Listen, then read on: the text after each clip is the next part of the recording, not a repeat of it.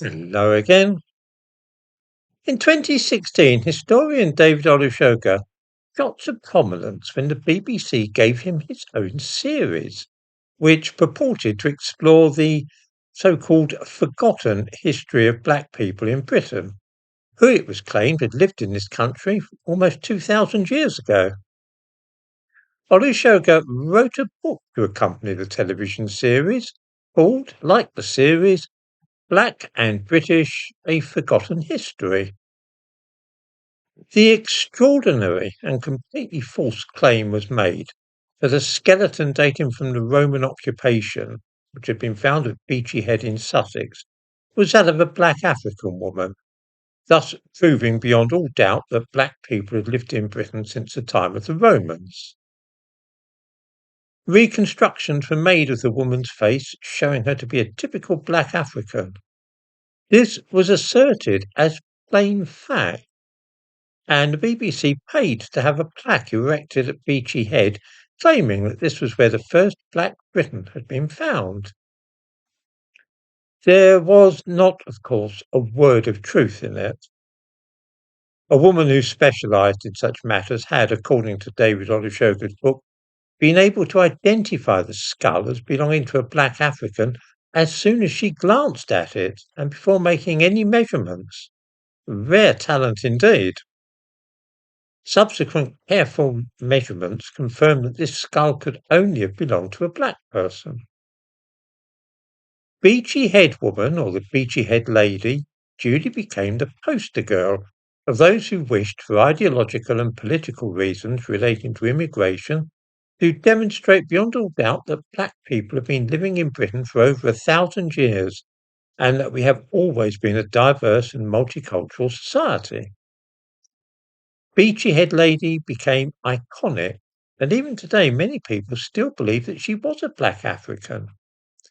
Historic England, for example, the people who deal with listed buildings and so on, mention her on their websites. I give a link to this in the description to this video. They say, the skeleton of the Beachy Head Lady, as she was dubbed, was one of 12 sent for radioisotope analysis to determine if they had been born locally. The process revealed her to be a 2nd or 3rd century Afro-Roman who had been brought up in the south of England and had either been born in that region or was brought there very young, possibly from Africa. They go on to describe her as the first black Briton known to us. All that stuff about the radiocarbon testing revealing that she was black is, by the way, a complete falsehood.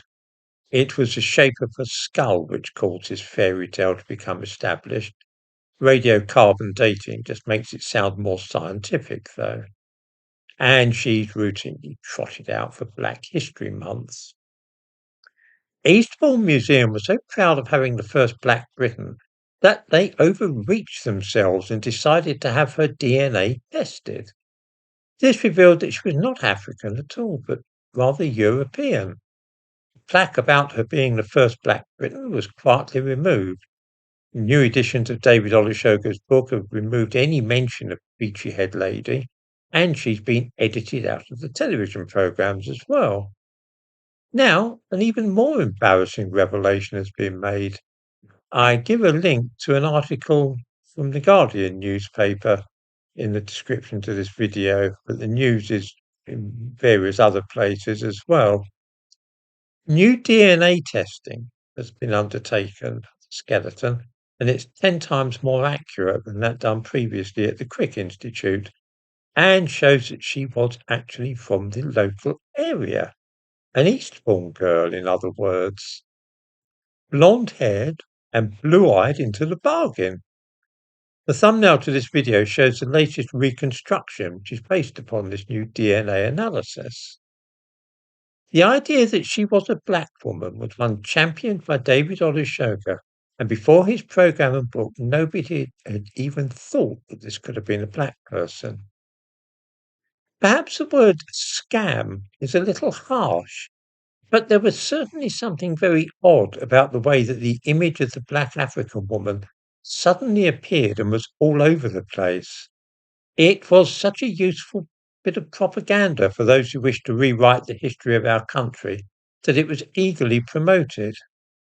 Thank goodness that the truth has finally come out, that she was actually as British as I am myself. There were no black Romans in Britain.